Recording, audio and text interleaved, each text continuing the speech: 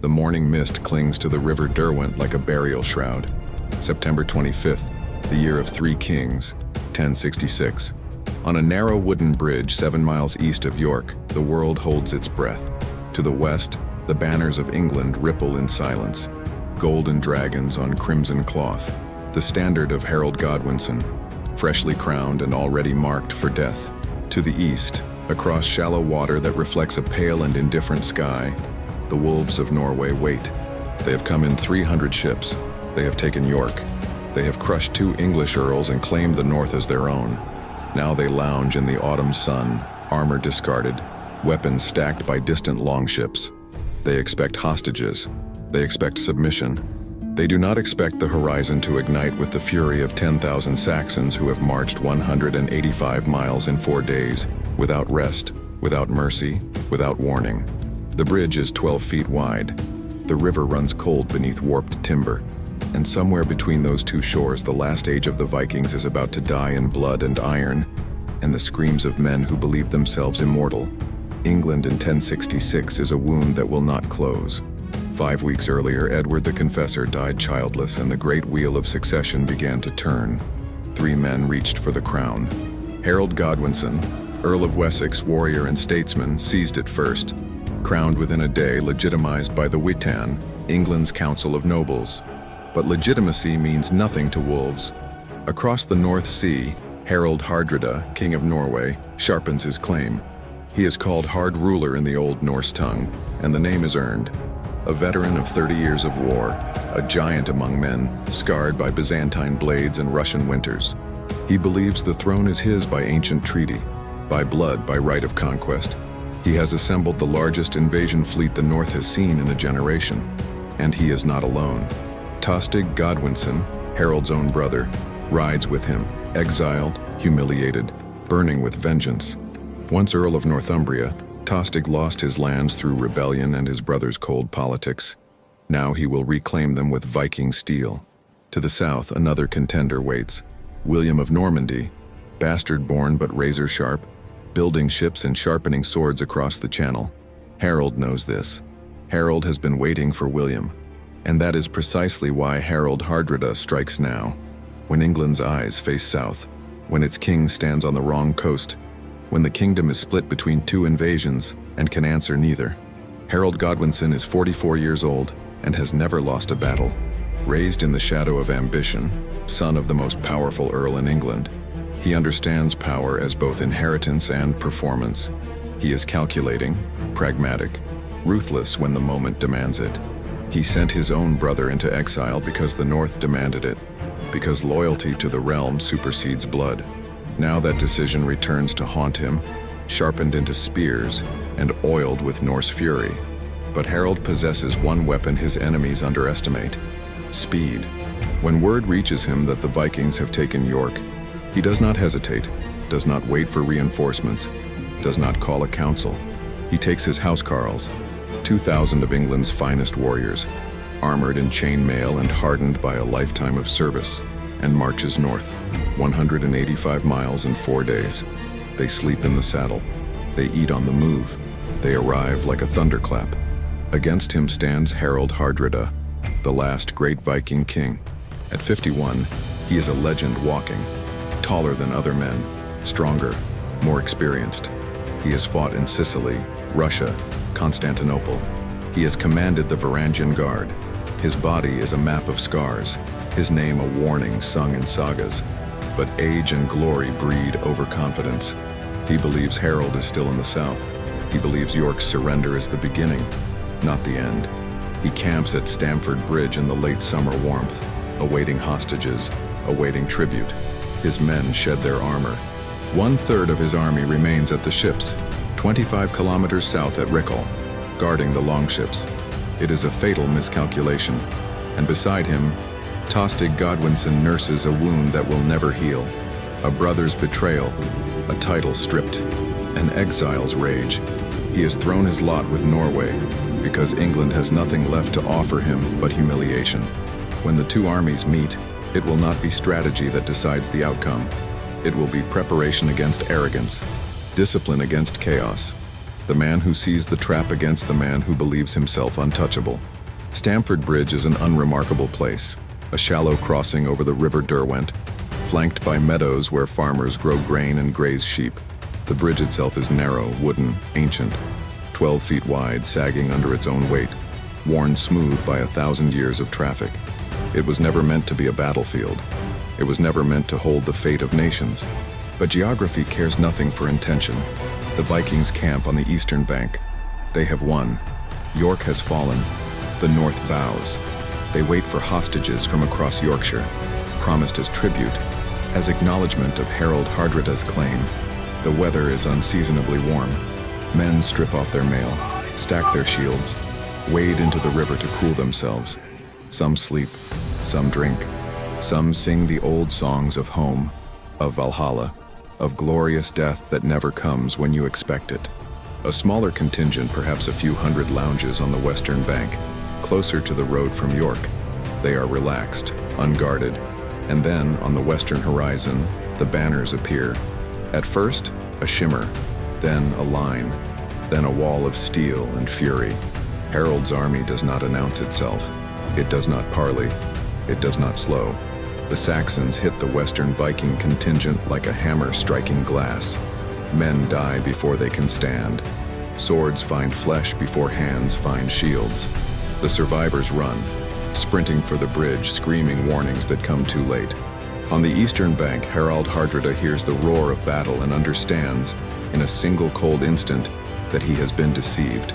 His men scramble for weapons, for armor left at recall, for time they do not have. The narrow bridge becomes a choke point, a killing ground. And between two armies, one armored, one exposed, one prepared, one panicked, stands a single span of warped timber that will decide who inherits England. The Saxon tide crashes against the bridge and stops, not from hesitation, not from fear, but from a single man. A lone Viking warrior, nameless in the chronicles, steps onto the span.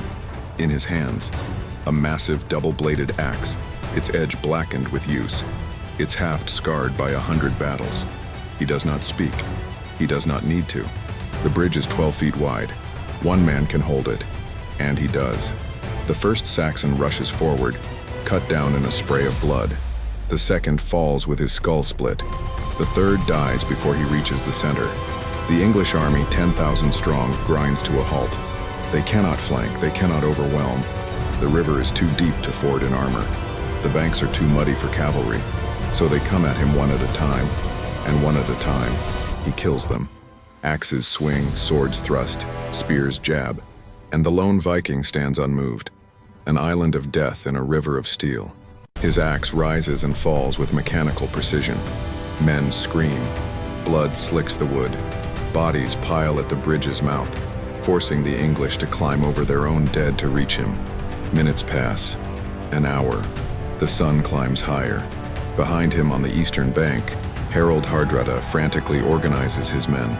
They form a shield wall, overlapping barriers of wood and iron, the classic Norse defense.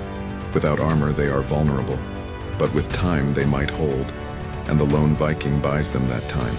He does not tire. He does not falter. 40 men die at his feet. 40 English warriors, each convinced they will be the one to bring him down, each wrong. The Saxons try arrows. He catches them on his shield. They try thrown spears. He dodges or deflects. They try rushing him in pairs. Both die. And then, from below the bridge, salvation and treachery arrive together. An English soldier, his name also lost to history, climbs into a barrel or perhaps a small boat and floats beneath the sagging timber. He finds a crack between the boards. He thrusts his spear upward, through the gap, into the groin of the warrior standing above. The Viking's mail skirt does not reach that low. The blade finds flesh. He falls, and the English army surges across. The shield wall holds for exactly as long as it takes the Saxons to realize it is not a wall at all. It is a line of unarmored men pretending to be invincible. Harold's housecarls are the finest infantry in Europe, veterans clad in chainmail, wielding swords forged in the fires of Canterbury and York, trained to fight in formation, to kill with efficiency, to press forward when others would break. They collide with the Viking line and the world explodes into violence. Steel on steel. flesh on iron, the roar of men who know this is the end. The shield wall fractures within minutes. Norse warriors fight with desperate fury, but desperation cannot stop a blade. Without armor, every strike is mortal. A slash to the arm, death. A thrust to the chest, death. A spear through the ribs, death. The Vikings bleed. They fall. They die in clusters, in piles, in a red tide that stains the grass for generations. Harald Hardrada sees his army collapsing and does the only thing a king can do. He fights, towering over other men, swinging his sword with the strength of legend. He rallies his warriors for a final stand, and then an arrow finds his throat. Not a lucky shot, not an accident. The English archers target him because they know, kill the king and the army dies with him. Harald Hardrada, the last great Viking conqueror, falls with a sound like thunder. The shield wall shatters. Men flee. And then, from the south, a final tragedy. Eystein Ore arrives with reinforcements. 1/3 of the Viking army, racing from Recall, 25 kilometers away, running in full armor under the autumn sun. They are exhausted before they reach the field, but they are also desperate. They charge into the English lines in a frenzy called Ore's Storm in the Norwegian sagas, a last defiant roar against the inevitable. It lasts minutes. Ore dies. His men die. The storm breaks and becomes a rout. Vikings run for the river. Some drown. Some are cut down in flight. Some reach the ships and beg for mercy. Harold grants it. Of 300 ships that came, only 24 are needed to carry the survivors home. The field is carpeted with the dead. 50 years later, chroniclers report, the ground still gleams white with bleached bones. Harold Godwinson stands victorious on the eastern bank of the Derwent, his armor splattered with the blood of Norsemen, his sword notched from hours of killing. He has won. He has saved the North. He has ended the Viking threat to England once and for all. Historians will call this battle the true end of the Viking Age, the final great raid, the last time Norse kings will claim English soil as their birthright. But Harold has no time to savor triumph. 3 days after Stamford Bridge on September 28th, a messenger arrives with news that turns victory to ashes. William of Normandy has landed. The Norman fleet is ashore in Sussex. The invasion Harold has been dreading, the invasion he left the south to prepare for, has come while he bled Vikings in the north. And now his army, exhausted, depleted, battered, must march south again, 185 miles back. Forced march after forced march. No rest, no reinforcements.